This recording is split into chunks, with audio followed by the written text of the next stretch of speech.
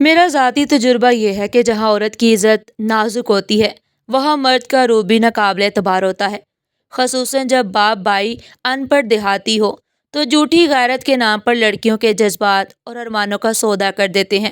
شور ہے تو وہ مجازی خدا بن کر اس کی خودی سے ان کو محروم کر دیتا ہے۔ تاہم سارا الزام مردوں کو دینا بھی ناانصافی ہے، کیونکہ اکثر عورتیں فریب اپنی مرضی سے کھاتی ہیں۔ اگر وہ چاہیں تو اپنی زندگی کی خوبصورت راہیں نہایت ہوشیاری سے متعین کر سکتی ہیں، مگر تقدیر کے ہاتھوں میں اپنا سب کچھ سونپ کر وہ خود اپنی بربادی کو دعوت دیتی ہیں۔ جب قدرت نے کچھ کام تدبیر کے زیر اثر رکھے ہیں، وہ تدبیر سے ٹھیک کیے جا سکتے ہیں۔ تبھی تو کہا جاتا ہے کہ روتی ہوئی ہر عورت اور ہنستے ہوئے ہر مرد پر اعتبار نہیں کرنا چاہیے۔ میری تباہی کی کہانی میں زیادہ دوش میرا ہے یا میرے والدین کا؟ یہ الزام اپنے والدین پر لگانا تو مجھے زیب نہیں دیتا کہ انہوں نے تو میرے سنہرے مستقبل کے خواب دیکھے تھے۔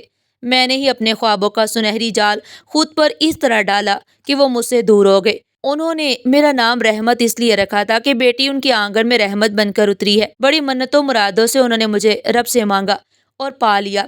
اگر انہیں پتہ چلتا کہ بیٹی نہیں بلکہ اپنی عزت کی اجلی اور سفید چادر کے لیے سیاہ داغ بن رہے ہیں تو شاید وہ پیدا ہوتے ہی میری زندگی کا چراغ گل کر دیتے۔ دونوں بھائیوں کی میری عمر میں بہت فرق تھا۔ وہ کالج جاتے تھے جب میں پیدا ہوئی۔ اتنی مدت بعد ماں کی گود ہری ہونے پر خاندان حیران تھا، مگر اتنا خوش تھے کہ ان کے گھر آنگن میں اللہ کی رحمت کی بارش ہوئی تھی۔ بھائی بھی مجھے جان سے زیادہ عزیز رکھتے۔ باپ کے مکان میں میری معصوم کہلکاریوں کی وجہ سے بہار کا سما رہتا۔ اپنے تو اپنے گھر کے نوکر بھی خوش تھے، میری ہر جائز و ناجائز خواہش پوری کی جاتی۔ دادی لاڈ پیار سے منع کرتی، کہتی کہ کل کو اس نے پرائے گھر جانا ہے، لڑکی زیادہ اتنا نہ بگاڑو کہ کسی گھرانے سے مطابقت اس کے لیے مسئلہ ہو جائے۔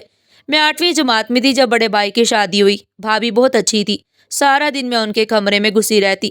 امی سمجھاتی بھی کہ ان کو آرام بھی کرنے دیا کرو، مگر میں ان کے ایک نہ سنتی۔ سال بعد دوسرے بھائی کے سر پر صحرا سج گیا۔ اپنی زندگیوں میں مصروف ہو جانے کے باوجود دونوں بھائی مجھے اب بھی اتنا ہی وقت دیتے جتنا پہلے دیا کرتے تھے، بلکہ اب تو گھر میں میرے ناز اٹھانے والی بھابیاں بھی آ گئی تھی۔ کتنی خوش قسمت تھی میں کہ میری دونوں بھابیاں بھی مجھے اس طرح چاہتی تھی جیسے میں ان کی سگی چھوٹی بہن تھی۔ دونوں ہی بہت اچھی تھی۔ ہم مل بیٹھتے تو کہکوں کی برسات ہو جاتی۔ اگر بسمہ آ جاتی تو محفل گل و گلزار ہو جاتی۔ بسمہ میری عزیز جان سہیلی تھی، اس کا گھر ہمارے برابر میں ہی تھا، تبھی زیادہ تر ہمارے گھر پائی جاتی۔ میں اپنی سہیلی سے بہت محبت کرتی تھی، اس سے بچھڑنے کا تصور بھی نہیں کر سکتی تھی۔ دراصل میں ایک جنونی قسم کی لڑکی تھی جس کے ساتھ تعلق بن جاتا یا وابستگی آخری حدوں کو چھو لیتی۔ بسمہ کے والد ایک سرکاری آفیسر تھے اور ان کا تبادلہ ہوتا رہتا تھا۔ بسمہ کے ساتھ میری دلی وابستگی اتنی بڑھ گئی کہ یہ بھول ہی گئی کہ اس کے والد کا تبادلہ ہو گیا تو یہ لوگ کہیں بھی چلے جائیں گے اور میں اس کو خود سے بچھڑنے سے نہ روک پاؤں گی۔ وہی ہوا جس کا ڈر تھا۔ ایک دن اس نے مجھے بتایا کہ اس کے ابو کا تبادلہ کراچی ہو گیا اور 20 دن میں وہ یہ مکان چھوڑ کر چلے جائیں گے۔ یہ خبر مجھ پر بجلی بن کر گری۔ ایک دن وہ ہمارے گھر نہ آتی یا میں ان سے نہ ملتی تو وہ دن پہاڑ بن کر مجھ پر گزرتا۔ میری کوئی بہن نہیں تھی، یہ کمی اسی لاجواب اور دھیمے مزاج والی لڑکی نے پوری کر دی تھی۔ اس سے جدائی کے تصور سے مجھے ہر وقت رونا آتا، آنکھوں سے خود بخود آنسو گرنے لگتے۔ اتفاق سے ان دنوں ہمارے میٹرک کے امتحان ہونے والے تھے۔ اللہ نے میری سن لی۔ امتحان کی خاطر بسمہ کے والدین نے اس کو ہمارے گھر چھوڑ دیا۔ میری خوشی کی انتہا نہ رہی، اگرچہ جانتی تھی کہ خوشی عارضی ہے، پھر بھی کچھ دن تو وہ میرے ساتھ تھی۔ ہم نے مل کر امتحان کی تیاری کی، پرچے دی اور وقت پر لگا کر اڑ گیا۔ بسمہ کے والد اس کو لینے آ گئے۔ اس دن میں بہت روئی، آنکھیں رو رو کر سرخ ہو چکی تھی۔ وہ بھی روتی ہوئی ہمارے گھر سے گئی۔ ہم 14-15 سال کی عمر میں کتنی جذباتی ہو جاتی ہیں، میں اس وقت کو بھول نہیں سکتی۔ بسمہ چلی گئی، میں اداس رہنے لگی، ہنسنا بولنا چھوڑ دیا۔ امی کو ڈر تھا کہیں بیمار نہ پڑ جاؤں۔ بھائی میرا دھیان بٹانے کو گھمانے پھرانے لے جاتے، مگر میرے ذہن میں ہر وقت بسمہ کی یاد رہتی۔ میں بیمار پڑ گئی، والدین پریشان رہنے لگے۔ امی نے کہا کہ اس کو بسمہ سے ملانے کراچی لے جاتے ہیں تاکہ ٹھیک ہو جائے۔ میں سن کر خوش ہو گئی، والدین سے ضد کی تو وہ مجھے کراچی لے گئے۔ بسمہ سے ملتے ہی میری بیماری دور ہو گئی۔ وہاں ہم کچھ دن رہے لیکن تا دیر نہ رہ سکتے تھے، گھر واپس آنا ہی تھا۔ گھر آ کر میں نے رٹ لگا دی کہ کراچی اچھا شہر ہے، ہم وہاں شفٹ ہو جائیں۔ والد نے سمجھایا کہ جس کی خاطر شفٹ ہونے کا کہہ رہی ہو اس کے والد کا پھر کہیں اور تبادلہ ہو گیا تو ہم کیا ان کے پیچھے پیچھے مارے پھریں گے؟ میں نہیں مانی اور ضد پکڑ لی۔ یہ والد صاحب کی محبت کی انتہا تھی۔ انہوں نے کاروبار بھائیوں کے سپرد کیا اور میری خاطر شہر بدل لیا۔ ہم کراچی آ گئے اور میں نے بسمہ کے ساتھ کالج میں داخلہ لے لیا۔ مجھے والد نے بسما کے گھر وقتی طور پر چھوڑا کیونکہ والدہ کے ساتھ سامان بھی فیصل آباد سے لانا تھا۔ کچھ دنوں بعد ابو نے کراچی میں گھر لے لیا اور میرے ساتھ رہنے لگے۔ میں بہت خوش تھی، مراد جو پوری ہو گئی تھی۔ ابھی مجھے کالج جاتے تھوڑے ہی دن گزرے تھے، میں نے کالج کے راستے میں ایک نوجوان کو کھڑے دیکھا۔ اس کی خوبصورتی نے مجھے متوجہ کیا تو وہ بھی میری طرف متوجہ ہو گیا۔ اب میں خود کو سمجھاتی کہ اس کی جانب دھیان نہ دوں، لیکن وہ تو روز ہی کھڑا ملتا۔ میں اس کی جانب دیکھے بنا نہ رہتی۔ خود سے خوف بھی آتا کہ جنونی طبیعت پائی تھی، کسی سے بھی تعلق بنانے سے گھبراتی تھی کہ تعلق خود میرے لیے باعث عذاب بن جاتا۔ ایک سہیلی کی محبت نے میرے والدین سے ان کا شہر چھڑوا دیا تو یہ دوسرا تعلق نہ جانے کون سا دن دکھانے والا تھا۔ ایک دن میں کالج سے واپس آ رہی تھی کہ اس نوجوان نے میرا راستہ روک لیا اور ایک موبائل فون میرے ہاتھوں میں تھما کر چلتا بنا۔ لوگ دیکھ رہے تھے اس لیے آواز بھی نہ دے سکی۔ اب اس موبائل نے کام دکھایا۔ اس کے وائس میسیجز تھے جو اس نے مجھے مخاطب کر کے بھرے تھے اور التجا کی تھی کہ مس کال کا جواب اپنی آواز میں دوں اور موبائل اگلے دن اسے لوٹا دوں۔ یہ میرے لیے ایک بڑا امتحان تھا۔ بہرحال میں نے وائس میسیج تو ریکارڈ نہیں کیا، البتہ موبائل واپس کرنے کی نیت سے اگلے دن اس جگہ کھڑی ہو گئی جہاں وہ کھڑا رہتا تھا۔ وہ کہنے لگا، سامنے پارک میں آ جاؤ، وہاں لوگ بہت ہیں، وہاں میں تم سے اپنا موبائل فون لے لوں گا۔ میں نے بے خوف پارک چلی گئی۔ وہ 1 منٹ کو میرے پیچھے آیا، پاس آیا اور کہنے لگا، سامنے میرا دوست آ رہا ہے، کل لے لوں گا، فون اپنے پاس رکھو۔ یہ کہہ کر بغیر فون لیے وہ چلتا بنا اور میں حیران و پریشان کھڑی کی کھڑی رہ گئی۔ یہ اس کی چال تھی، وہ بہانے سے مجھے دوبارہ پارک میں بلانا چاہتا تھا۔ گھر آ کر اس کا فون کھولا، تمام وائس میسیجز سننے لگی۔ یہ تقریباً 12 پیغامات اس نے میرے نام ریکارڈ کیے تھے۔ پہلے دن تو 2 ہی کھولے تھے جن میں کچھ اس طرح کی باتیں تھیں، آپ کی نظروں نے مجھے ہمت دی کہ آپ کو مخاطب کروں، آپ کی نگاہیں مجھ سے پسندیدگی کا اظہار کرتی ہیں، امید ہے آپ مجھے مایوس نہیں کریں گے، میں نے آپ کی طرف دوستی کا ہاتھ بڑھایا ہے، کوئی ذریعہ بھی سمجھ نہیں آیا تو اپنے ہی موبائل فون کو قاصد بنا کر آپ کے ہاتھ میں پکڑا دیا۔ میرا نمبر اس میں فیڈ ہے، رابطہ رکھنا چاہیں تو اپنے پاس محفوظ کر لینا۔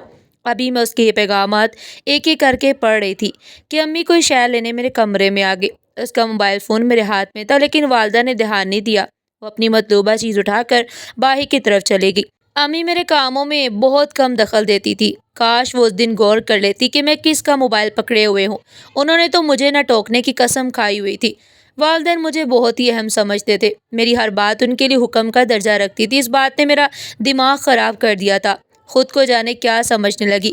میں یہ سمجھنے لگی کہ میرا ہر فیصلہ ٹھیک ہوتا ہے، اس میں غلطی کی کوئی گنجائش نہیں ہوتی۔ اب اگلے دن کا مجھے بے چینی سے انتظار تھا، سوچا تھا کہ کل ہی موبائل لوٹا دوں گی اور اس کو چند باتیں بھی سنا دوں گی۔ اگلے دن اس کو دیکھ کر جانے دل کو کیا ہوا کہ کھڑی کھڑی تو نہ سنا سکی، البتہ یہ ضرور کہا کہ اس طرح کسی لڑکی کے ہاتھ میں سرے راہ اپنا موبائل پکڑا دینا کہاں کی عقل مندی ہے۔ اگر میں تمہارے خلاف کوئی کارروائی کرنا چاہوں تو پورے ثبوت میرے پاس موجود ہیں۔ وہ بولا، مجھے یقین ہے کہ تم میرے خلاف کوئی کارروائی نہیں کرو گی، اگر تم اچھی لڑکی ہو تو میں بھی کوئی گرا پیڑا نہیں ہوں۔ مجھے تمہاری آنکھوں نے کچھ کہا، تبھی میں نے یہ جرأت کی۔ اگر تمہیں یہ سب پسند نہیں تھا تو معافی چاہتا ہوں اور وعدہ کرتا ہوں کہ آئندہ یہاں تو کیا اس دنیا میں بھی نظر نہیں آؤں گا۔ خیر میں نے بے نیازی سے موبائل اس کو دے دیا، تاہم اپنی طرف سے کوئی وائس میسیج ریکارڈ کر کے نہیں دیا۔ میں کوئی ثبوت ایسا اس کے ہاتھ میں نہ دینا چاہتی تھی جس کی وجہ سے بعد میں پچھتانا پڑے۔ اس کی ایسی جسارت پر مجھے اس پر غصہ نہیں آیا تھا کیونکہ اس کے لیے دل میں نرم گوشہ پہلے سے موجود تھا۔ اسی نرم گوشے نے یہ راہ دکھائی۔ میں اس کے ساتھ پارک میں جا کر بیٹھنے لگی۔ اس کی باتیں مجھے اچھی لگتی، جن میں محبت کی مہک بسی ہوتی تھی۔ اپنی تعریف سن کر میں پھولے نہیں سماتی۔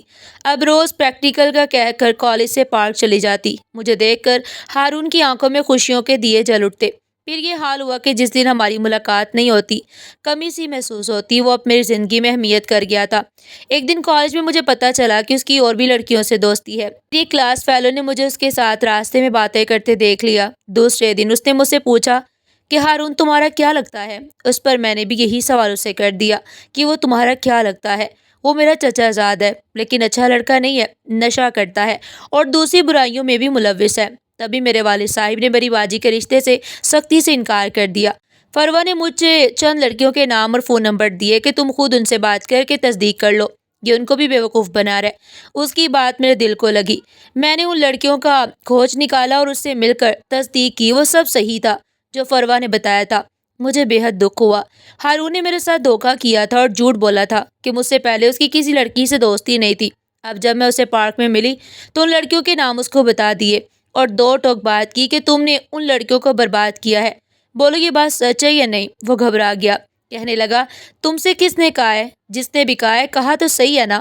جب اس کو یقین ہو گیا کہ میں اس کی حیثیت جان چکی ہوں تو وہ کمینگی پر اتر آیا، کہنے لگا میں تم کو بھی ایسے ہی رسوا کر سکتا ہوں جیسے میں نے ان کو کیا ہے، ورنہ مجھ سے یوں ہی ملتی رہو۔ ہرگز نہیں، میرے دل میں اب تمہارے لیے کوئی گنجائش نہیں ہے۔ اگر تم نے مجبور کیا تو میں اپنے والد اور بھائیوں سے شکایت کر دوں گی، وہ تمہارا بندوبست خود کر لیں گے۔ مجھے دھمکاتی ہو؟ جانتی ہو اس کا انجام کیا ہے؟ وہ غصے سے بھڑک اٹھا۔ اس نے کہا میرے دوست نے تمہارے اور میرے ساتھ اپنے موبائل فون میں تصویریں بنائی ہوئی ہیں جب ہم پارک میں گفتگو کرتے تھے۔ تم محبت کے جذبے میں مجھ میں کھوئی ہوتی تھی، تم کو پتہ بھی نہیں چلا کہ کوئی ہماری مووی اور تصویر بنا رہا تھا۔ یہ سن کر مجھے شدید جھٹکا لگا۔ تو کیا کوئی محبت کا نقاب اوڑھ کر اتنا بھی گر سکتا ہے؟ میں نے کہا اچھا میں معذرت کرتی ہوں جو میں نے تم کو غصے میں کہہ دیا ہے، لیکن تم وہ تصویریں اور موویز اپنے دوست کے موبائل سے ڈیلیٹ کر دو۔ وہ بولا میں کر دوں گا، اس کا فون میرے ہی گھر پڑا ہے۔ میں نے کہا مجھے کیسے یقین آئے گا کہ تم واقعی ڈیلیٹ کر دو گے؟ وہ بولا یقین نہ آئے تو بھی میرے ساتھ چلو اور اپنے ہاتھ سے خود وہ ساری تصویریں مٹا ڈالو۔ میں اس کی باتوں میں آ کر اس کے ساتھ چلی گئی۔ مجھے خود پر ضرورت سے زیادہ اعتماد تھا۔ وہ جگہ ہمارے گھر سے زیادہ دور بھی نہیں تھی جہاں ہارون مجھے لے گیا۔ میرا خیال تھا کہ وہاں افراد ہوں گے، لیکن وہاں کوئی نہیں تھا۔ اس خالی مکان میں اس نے میرا برا بھلا کہنے کا بدلہ لے لیا اور حد سے بڑی میری خود اعتمادی نے میرے غرور کو خاک میں ملا دیا۔ اتنی بڑی قیمت لے کر اس نے وہ موبائل فون دیا جس میں میری اور اس کی پارک والی تصویریں اور موویز تھیں۔ میں نے ان سب چیزوں کو خود ڈیلیٹ کیا تو میری جان میں جان آئی کہ اب میں رسوائی کے خطرے سے باہر ہوں، لیکن یہ میری خام خیالی تھی۔ ایسے تیز ترار اور غلط قسم کے آوارہ لڑکے بھلا اتنی آسانی سے پیچھا کہاں چھوڑتے ہیں؟ اس نے میری تصویریں ایک اور موبائل میں محفوظ کر رکھی تھی جو اس نے فیس بک پر ڈال کر مجھے سارے زمانے میں رسوا کر دیا۔ یہ تو میں سوچ بھی نہیں سکتی تھی کہ وہ اتنا شفاق دل ہوگا۔ اس نے محبت کے اتنے قول و قرار کر کے بھی حیا نہیں کی۔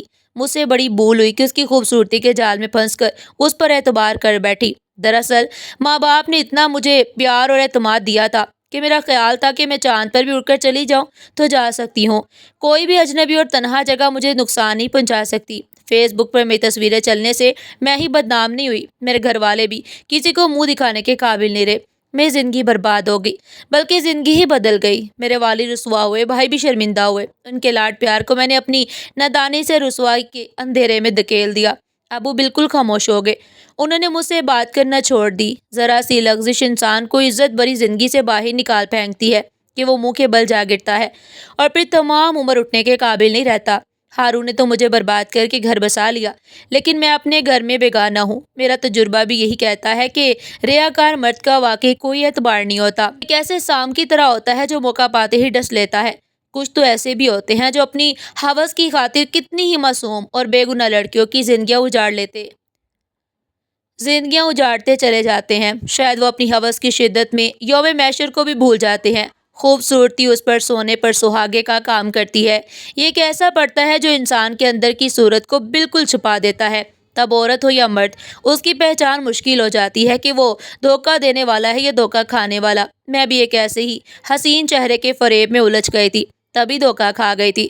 پھر جب اس کی شخصیت سے پردہ اٹھا بہت دیر ہو چکی تھی۔ خود فریبی کی دن میں واپسی کے سارے راستے گنوا چکی تھی۔ قدرت نے مجھے ایسی سزا دی کہ زندگی ویران ہو گئی۔ سچ کہتے ہیں لڑکیاں کانچ کے کھلونوں کی مانند ہوتی ہیں، ان کے لیے زندگی ایک ٹیڑھا میڑھا راستہ ہے جس کے ارد گرد لتعداد کانٹے بکھرے رہتے ہیں۔ ذرا دیر کو پیر راستے سے اتر جائے تو تمام جسم زخمی ہو جاتا ہے۔ جب تک سر پر باپ یا بھائیوں کا ہاتھ نہ ہو، اس کی اپنی بہادری اور سمجھداری ایک بے معنی شے ہے۔